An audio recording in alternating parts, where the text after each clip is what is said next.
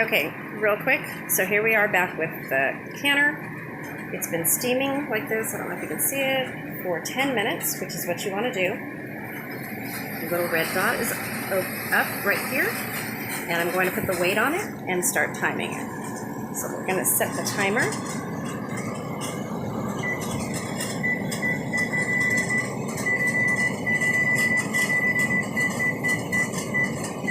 For 30 minutes. I'm going to put my weight on it.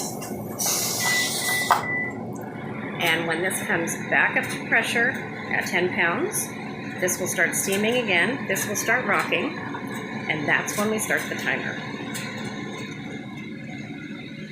So I'm trying to do this in steps. I have no editing capabilities right now. That's why you're watching several different videos, and I really apologize for that.